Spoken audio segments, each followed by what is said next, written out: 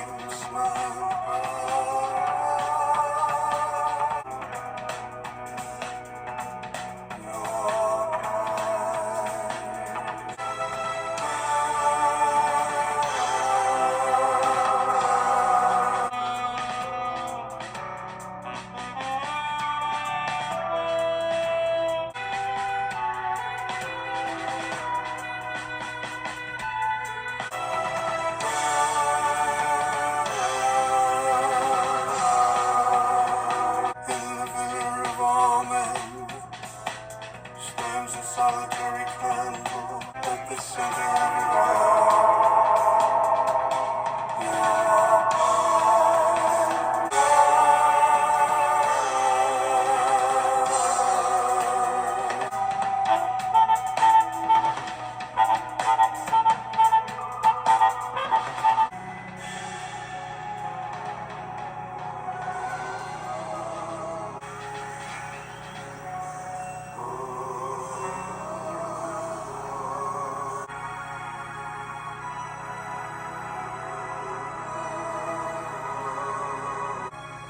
Something happened on the day he died. I'm a black star. I'm a black star. I can't live survive black star. Take your passport and show me a pop star. And your sedatives. I'm a black star.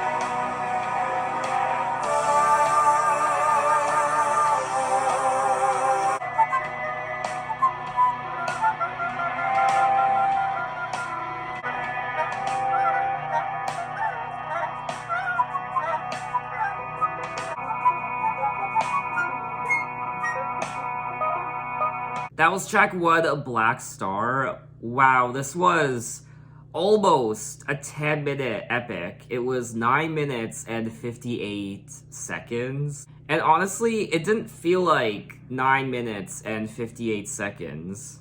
I think it's because I was just so immersed in the song itself. I don't even know how to go about talking about the song. I'm a little overwhelmed right now, and this often doesn't happen in one of my videos. Like, I don't know where to even start. I guess first and foremost, I'll start with the instrumental because, I mean, everything about the track stood out. The lyrics and his vocals and the overall instrumental. But for me anyway, I think what stood out the most was the instrumental. I just liked the overall progression of the song from beginning to that middle part and then the conclusion. I mean, we hear an array of instruments on this track, not just the drums and guitar work, but also the strings and the flute and the saxophone and the keyboards, synthesizers. It was just so beautiful and pleasant to listen to. I particularly like the transition about 1/3 into the song, and we hear his haunting vocals where he goes, "Ah," and that leads into the part where he sings about being a black star. I'm a black star, I'm a black star. How many times does an angel fall? How many people lie instead of talking tall? He trod on sacred ground, he cried loud into the crowd. And then he keeps reiterating that he's a black star, but he's not a gangster. He's a black star, but not a film star. He's a black star, not a pop star, not a Marvel star, and not a porn star, not all these other stars, not a white star. He is a black star. I want eagles in my daydreams, diamonds in my eyes. Something happened on the day he died. Spirit rose a meter and stepped aside. Somebody else took his place and bravely cried, I'm a black star. I'm a star. I'm a black star. He also opens and closes the song with these lyrics where he says, in the villa of Ormen stands a solidarity candle.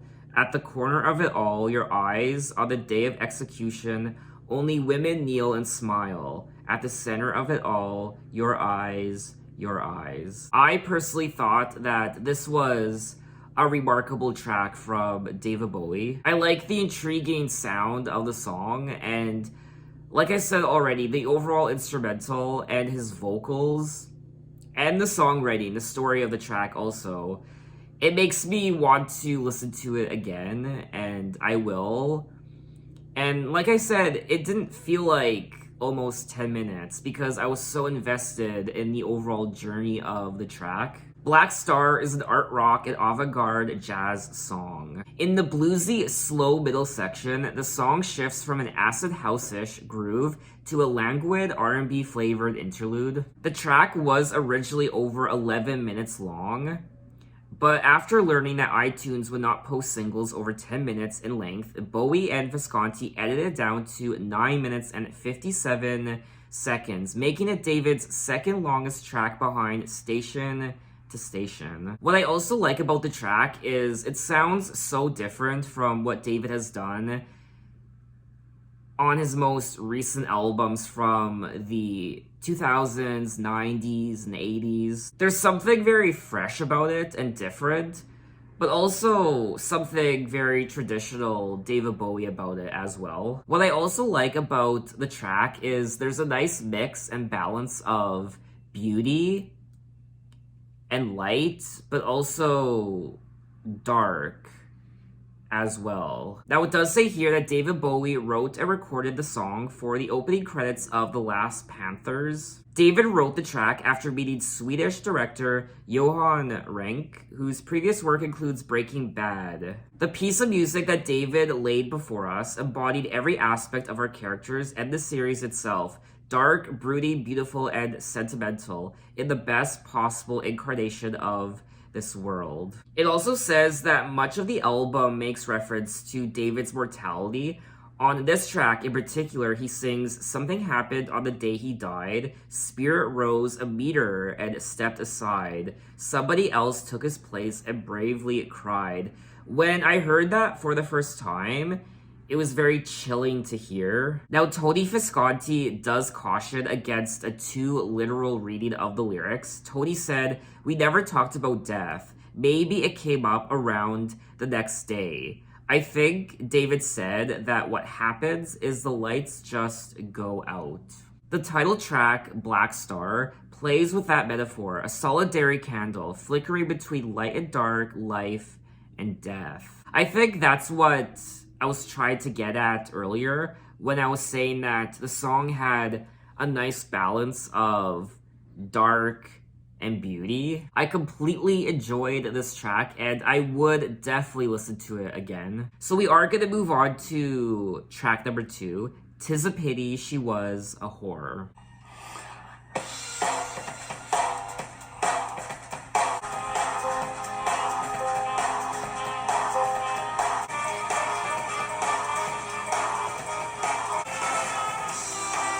And she punched me like a dude.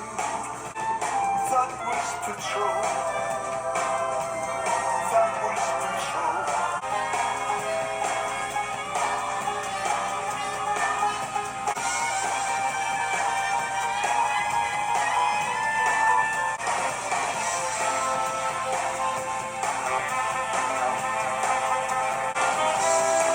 Blackstar, the kiss, she kept my cock. She stole my purse with lightning speed. That was patrol.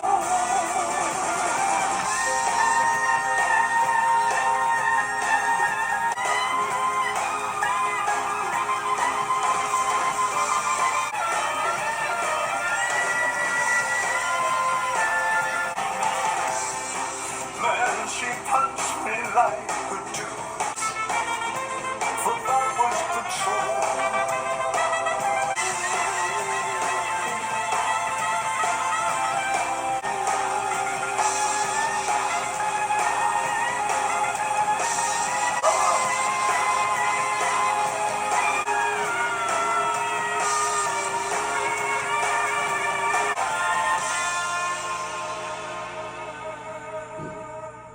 That was track 2, "'Tis a Pity She Was a Whore." Wow, wow, wow. The saxophone on this track, wild. And now I'm assuming David Bowie played the saxophone on this track. David Bowie has played the saxophone on so many of his other songs before. And it says here that there's 2 versions of this song. There's the original version and the Blackstar version. So on the original version of "'Tis a Pity She Was a Whore," David did play the saxophone. But on this version, the Blackstar version, it was Donald Paul McCaslin is an American jazz saxophonist. He has recorded over a dozen albums as a band leader, in addition to many side-man appearances, including on David Bowie's final studio album, Blackstar. I won't lie, I was quite overwhelmed with the overall instrumental of this track. It was just crazy. It was wild, like I said already, and it was just so fun to listen to. It was like a party in my ears. It really was. Now, it looks like "'Tis a Pity She Was a Whore" was released as a B-side in November of 2014, a B-side of the song "Sue," or "In a Season of Crime." The original recording of the track from 2014 holds a distinction in David's catalog as being one of the few songs in which he played every instrument himself. The title of the song derives from the 1633 play "'Tis Pity She's a Whore" by 17th century English dramatist John Ford. Wow, so this play was written almost 400 years ago. However, while Ford's play is a tale of incestuous love and vengeance, the lyrics themselves are darker and more violent. Man, she punched me like a dude. Hold your mad hands, I cried. 'Tis a pity she was a whore. 'Tis my curse, I suppose. Black struck the kiss. She kept my cock. Smote the mistress. Drifting on. 'Tis a pity she was a whore. She stole my purse with rattling speed. That was patrol. This is the war. Anyway, though, let's move on to track 3, Lazarus.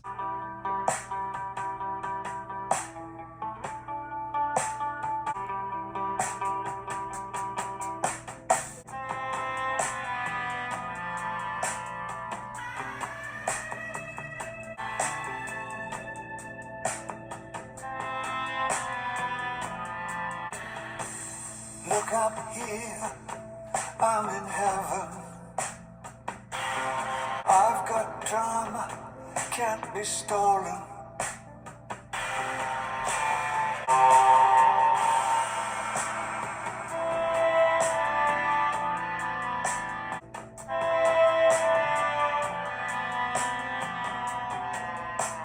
Look up here, man, I'm in danger.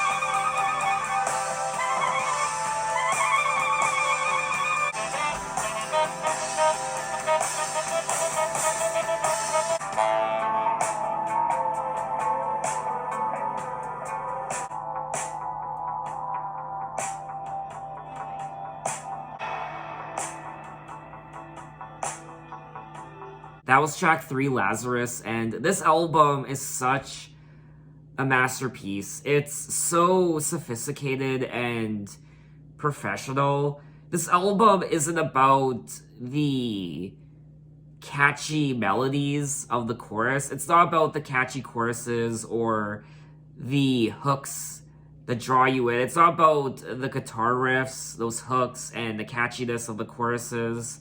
It's about the music, it's about the instrumental, it's about the journey you go on listening to these songs, and it's just so gorgeous to listen to. It's like you're in a daydream, and it really is amazing artistry. And the saxophone on this album is so sublime. Now, once again, the saxophone was played by Donnie McCaslin. Now, from my understanding, Lazarus is...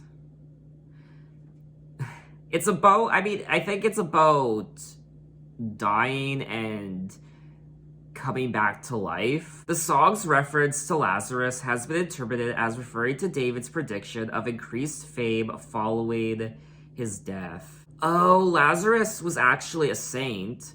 Lazarus of Bethany. It is the subject of a prominent sign of Jesus in the Gospel of John, in which Jesus restores him to life 4 days after his death. The name Lazarus is frequently used in science and popular culture in reference to apparent restoration to life. Lazarus is David's last single to be released during his lifetime. It was released on January 7th, 2016, 3 days before his death, and the song is meant to be David's swan song. According to David's producer, Tony Visconti, the lyrics and video of Lazarus and other songs on the album were intended to be a self-epitaph, a commentary on David's own impending death. Look up here, I'm in heaven. I've got scars that can't be seen. I've got drama, can't be stolen. Everybody knows me now. Look up here, man.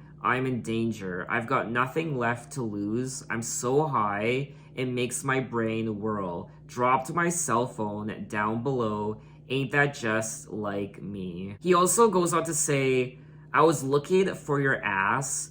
This way or no way. You know I'll be free, just like the bluebird. Now ain't that just like me? Oh, I'll be free, just like that bluebird. I'll be free. Ain't that just like me? I mean, for an album that was crafted and created to be David's swan song, essentially, his last album ever, it's not, I mean, for me anyway, it's not a sad album. It's not somber. It's quite, in ways, uplifting. It's so much fun to listen to. And there's something just very beautiful about it. It's like when a close friend or family member is dying and the end is near and they tell you not to worry. It's okay. My time has come. Just live your life. Celebrate. It'll be okay. And don't be sad. Or be sad. It's okay. But know that I'm in a better place. There's that sense of it's okay. At least that's the vibe I'm getting from the album. I don't know if you had a different vibe listening to it for the first time. It's almost like David was ready to finally move on into the next life. He knew his time had finally come, and this was his parting message to us. In David's downtime from his recording sessions for Blackstar, David was working on his off-Broadway musical, Lazarus, a sequel of sorts to his cult classic movie, The Man Who Fell to Earth. The song took on new meaning after David passed away on January 10th, 2016, 2 days after the Blackstar album was released. David had cancer and apparently knew that his life was coming to an end, indicating that in this song, he was coming to terms with his death. The opening line makes it clear what's on his mind. Look up here, I'm in heaven. I've got scars that can't be seen. David died peacefully, surrounded by family. Perhaps this is his message to loved ones. This way or no way, you know I'll be free. Just like that bluebird. Now ain't that just like me? I am getting so emotional right now. So let's just move on to track 4, Sue, or In a Season of Crime.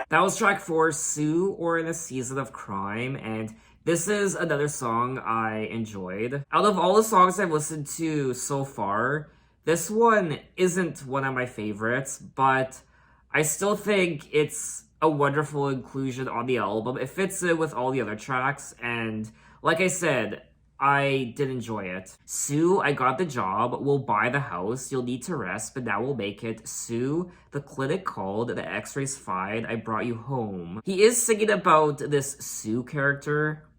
Sue the Virgin on your stone for your grave. Why too dark to speak the words? For I know that you have a son.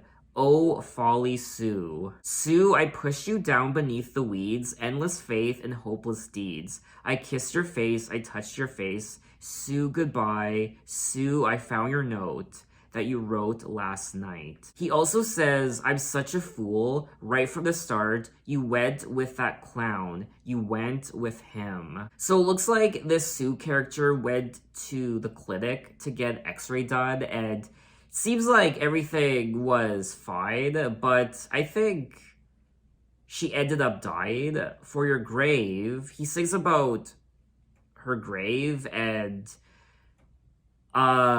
Sue, I pushed you down beneath the weeds. I kissed your face. Sue, goodbye. I found your note. So she wrote a note, he found it, and he's also quite frustrated. He feels like a fool because she apparently went with him. You went with that clown. I don't know who this Sue character is. I don't know who this other guy is that he's singing about that she went with. Now, the song was inspired by the writings of poet Robert Browning. The lyrics of Sue are open-ended, depicting the fall of a marriage. So another song on the album where David draws his inspiration from literature, poets, and plays. Now, just like 'Tis a Pity She Was a Whore, this track was released a few years before Blackstar in November of 2014. So because of that, there are two versions, the original version and the Blackstar version. Eventually, in the song, the narrator accuses Sue of betrayal.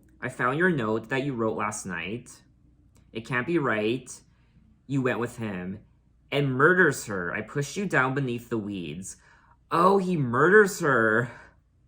Well, following her murder, the narrator finds a note that tells the whole story. You went with that clown.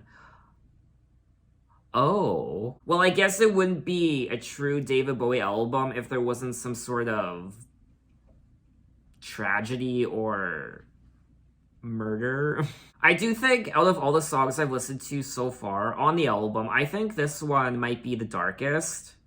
I like the overall instrumental, just like all the other tracks I listened to. David's vocals on this track are also quite haunting at times. So let's move on to track 5, Girl Loves Me. Gina so sound so titty up this mouth check say real bad dizzy snatch making all the homies mad Thursday when the fuck did Monday go?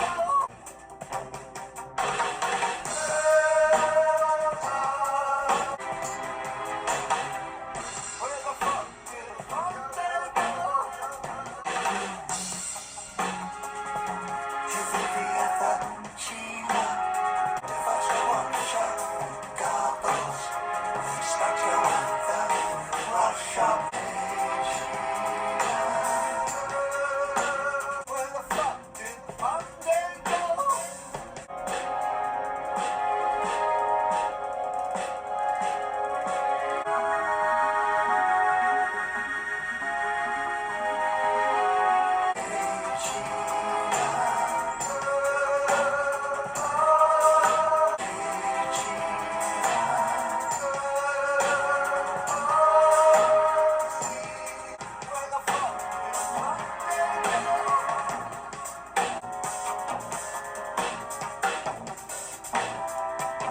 That was track 5, Girl Loves Me, and I liked the atmosphere and vibe of this track, the moodiness, but also the overall instrumental, of course, and I'm running out of good things to say. I hate it when this happens because I just end up regurgitating things I've already said during other songs I've listened to already, so it's like I'm just kind of repeating myself. I mean, this is such a great album from David. I mean, it's more than that. It really is his crowning achievement, his final studio album, and this is just pure artistry. It's just pure music. It's gorgeous, it's beautiful, but it's also dark and moody, and it's sophisticated, professional, and it's just great.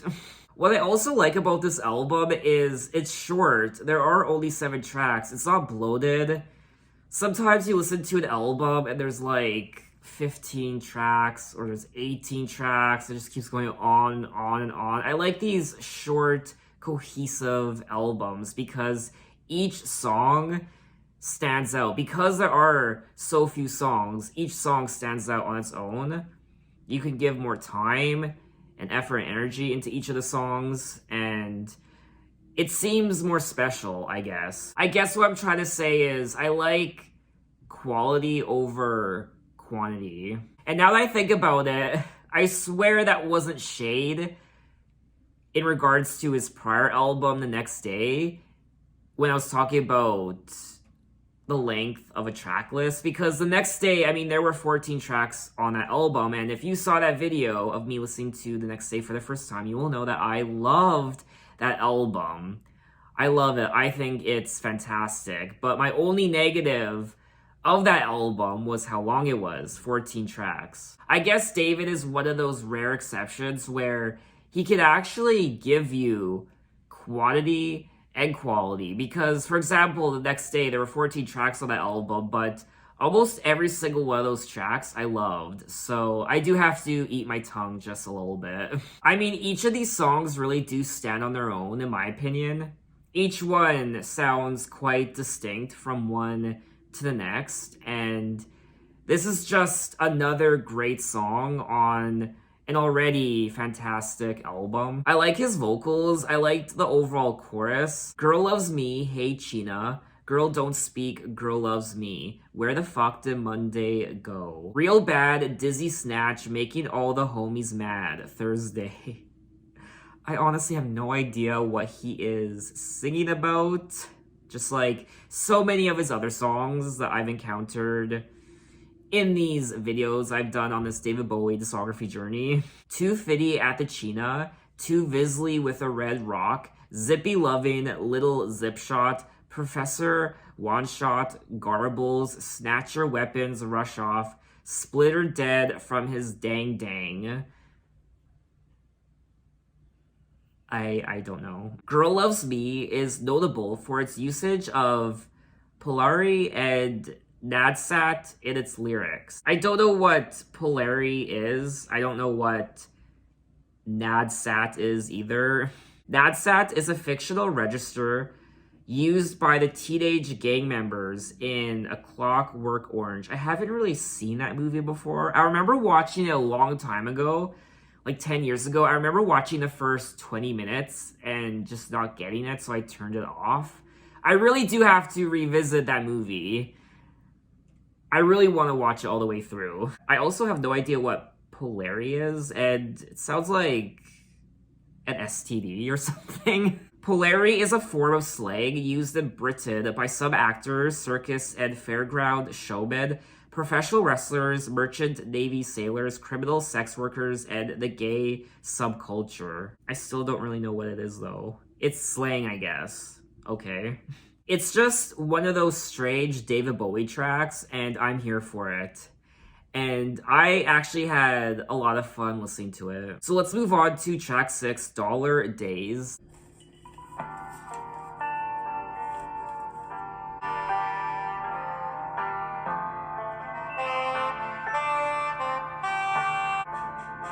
Cash girl, suffer me. I've got no enemies. I'm walking down. If I never see the English evergreens, I'm running too. There's nothing to see. I'm dying to.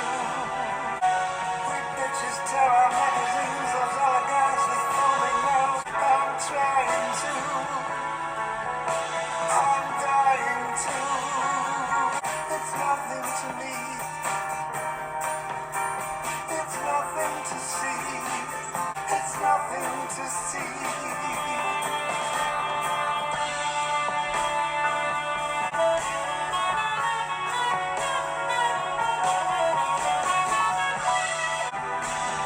Push their backs against the grain and fall all again and again.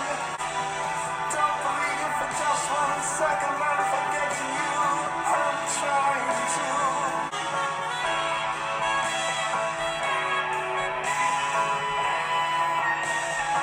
I'm dying to.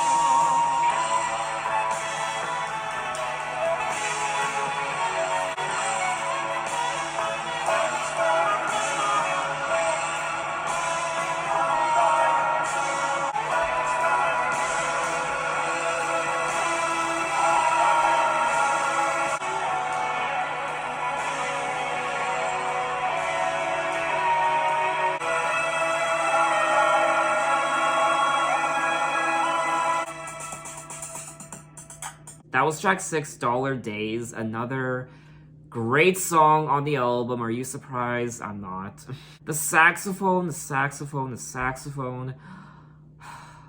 I love it. And the synthesizers and just the overall ambience of the track, this album in general, the ambience of the album and all these songs. It's just a very high quality project, this album. Everything about it. And it's just so damn sophisticated, like I said already, and the artistry of not just his lyrics and his singing, obviously, but the instrumental. The instrumental is just such a big highlight on this album, just like a lot of his other albums as well. I also want to quickly go back to the prior track, Girl Loves Me, when I was talking about A Clockwork Orange, and how the lyrics of that track were inspired by the book. And it says here that A Clockwork Orange was a big influence on David in his Ziggy Stardust period, the clothes, hair, and makeup. On Dollar Days, David is saying, "Cash girls suffer me, I've got no enemies, I'm walking down, it's nothing to me. If I'll never see the English evergreens, I'm ready to, it's nothing to me. I'm dying to push their backs against the grain and fool them all again and again. We bitches tear our magazines." And then he goes on to say, I'm dying to, dollar days, survival, sex, honor stretching tails to necks. I'm falling down. Once again, I have no idea. I thought maybe at one point he was singing about prostitutes. David appears to be commenting on his self-imposed exile from Britain. If I never see the English evergreens I'm running to, he sings, it's nothing to me. The London-born and raised star is dismissing any regrets about being away from his home country for so long. David moved to the United States in 1974 from England, initially stayed in New York City before settling in Los Angeles. He returned to New York after the 1992 LA riots and has lived there ever since. From my understanding, when David lived in Los Angeles, that was a very chaotic time for him because apparently, from my understanding, that's when he was doing a lot of drugs. And then because he was doing so many drugs, that's why he moved to Berlin and created the Berlin trilogy. I can't get over the saxophone on this album. To me, that's one of the biggest highlights. The saxophone solos. Anyway, we have made it to the end of the album at track 7. I can't give everything away.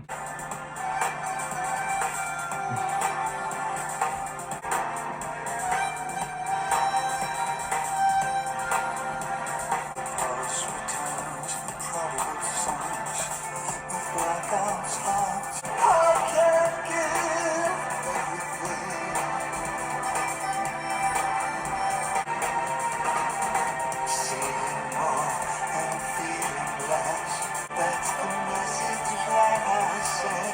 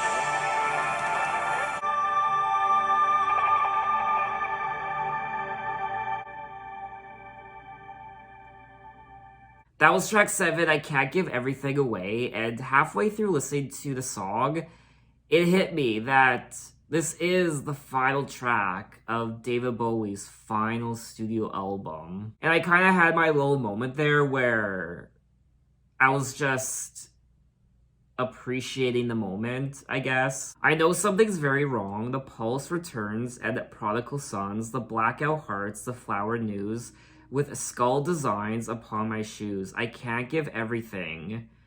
I can't give everything away. Seeing more and feeling less. Say no, but meaning yes. This is all I ever meant. That's the message that I sent. I can't give everything away. Now, the track also includes the harmonica, which is another instrument I am obsessed with. I am obsessed with the harmonica. The harmonica, the saxophone, and the violin. David himself played the harmonica on this track. I mean, this is just another gorgeous track on the album. I like the overall mood and energy, the ambience. I just like how it made me feel. The album ends with this epic track where the thin white duke grapples with his own mystery. Say no, but meaning yes. That is all I ever meant. That's the message that I sent. When talking about the song, Tony Visconti said, I don't know what the song is referring to, but what he gives away is what he writes about. I think a lot of writers feel like, if you want to know about me, just study my lyrics. That's why he doesn't give interviews. But I think his life now is about his art. It's totally about what he's doing now. And when David Bowie died, Tony Visconti said, his death was no different from his life, a work of art. He made Blackstar for us, his parting gift. I knew for a year this was the way it would be. I wasn't, however, prepared for it. He was an extraordinary man, full of love and life. He will always be with us. And that's exactly what this album is. Not only is it a parting gift from David, it's so much more than that. It's a piece of art. It really is. And I can now see why a lot of people name this as one of his best albums ever. There's something very spiritual about this album. It feels light, and in ways, it's happy. It's like David is telling us it's okay. I'm gonna be leaving, but it's okay. Here is my gift to you. I will be fine. And goodbye. And it's almost a little bit of a celebration in a way. It's not a sad album. For me, it wasn't sad to listen to. There was something very uplifting and fun about it. The dark and the light, the beauty and the dark. This whole album was like a flickering candle. The light and the dark, the shadows. But then by the end, once you listen to the final song, that's when the light finally goes out. I think a lot of people throw the word masterpiece around quite a bit when listening to an album. That album is a masterpiece. Is it really? I hear it so many times from people when they watch my videos. If I don't like a particular album, they're like, well, that album is a masterpiece. Even albums I like. I'll say I like an album and they're like, that's a masterpiece. I'm thinking, it's a good album, but is it really a masterpiece? When I think of a masterpiece, I think of the Mona Lisa of art. And sometimes I feel like people over-exaggerate. They just throw that word around, like McDonald's gives out French fries. It's so frivolous, and it almost means nothing when you do that. Whereas here, I can confidently say that this is a masterpiece. It really is. I mean, there's absolutely nothing wrong with this album. And like I said earlier in the video, it's not supposed to have the catchy melodies. It's not meant for the radio. It doesn't have the catchy riffs, and that's not what this album is about. It's about art, and it's about the instrumental. It's about the vibe, the energy, what it does to you. I feel bad for stopping in between each track And I finally come to that realization. This is the type of album you listen to just all the way through. You're not supposed to stop in between each track. Of course, one of the highlights for me, like I said already, was the saxophone from Donnie McCaslin. But all the other instruments also. The drums, guitars, strings, piano, synthesizers, keyboards. This is just such a beautifully crafted album, production-wise. And of course, Tony Visconti was the producer on this album alongside David Bowie. And just like all his other albums, I enjoyed David's songwriting on this album, his stories. These were essentially the last things that David wanted to tell us. This is what he wanted us to know. What I also love about this album is it doesn't sound dated. So 100 years from now, people will continue to listen to this album. It doesn't really fit into any particular place and time. It's timeless. The sound of the album is timeless. It doesn't sound like an album from the 70s or the 90s or the 2000s. It's just timeless. It fits into any time and place. I'm so happy to have gone on this David Bowie discography journey. And like I said at the beginning of this video, I learned so much about not just music, but also, of course, David's life and who he was as a man, but also the world. I learned so much about different countries, cities, words I've never encountered before, a lot of what the F moments. What the hell is he singing about? I have no idea. His bizarre, eccentric personality and songwriting. What the hell is he writing about? Writing about important events in history, wars, and being inspired by poets and literature as well. He sang about the ups and downs of his life and career, his drug use, his family, the fame, fortune, money, lovers, relationships, his sexuality. I saw him rise up to the top in the 70s, and then I saw him plummet a little bit in the 80s.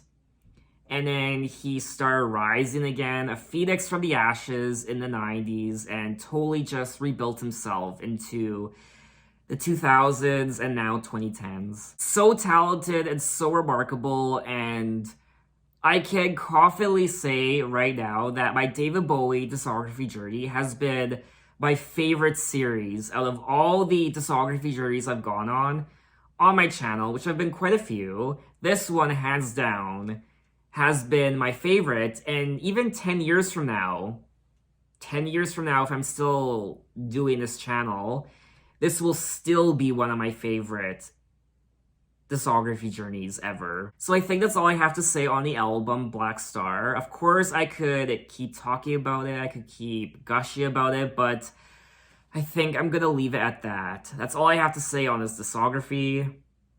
Thank you to all of you who followed me on this journey.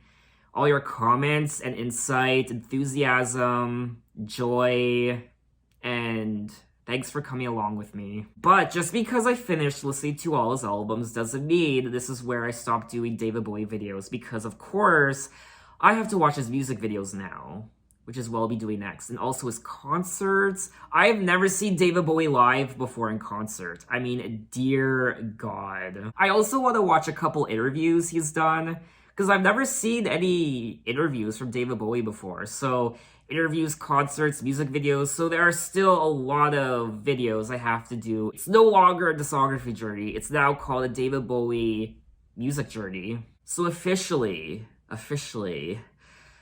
that's all I have to say on the album. And I mean, there's things I know I need to say still. I can't think of them. This is the end. I have to say, I mean, this is my last chance, essentially. But I guess that's it. So thanks for watching, guys. You can find me on Twitter. You can find me on Instagram. You can message me. You can say, hey, how are you? And I will see you next time. And take care. My final question to you, though, is what does David Bowie mean to you? What has he done for you in terms of his music? Maybe his music helped you through some dark moments in your life. Do you have any special moment associated with one of his songs or albums? When did you first discover him? And just tell me your stories in regards to your love for David and what he has done for you. And maybe you met him, maybe you saw him live. What was that like? Tell me your stories in the comments. And that is how I'm gonna end this video. So goodbye and take care.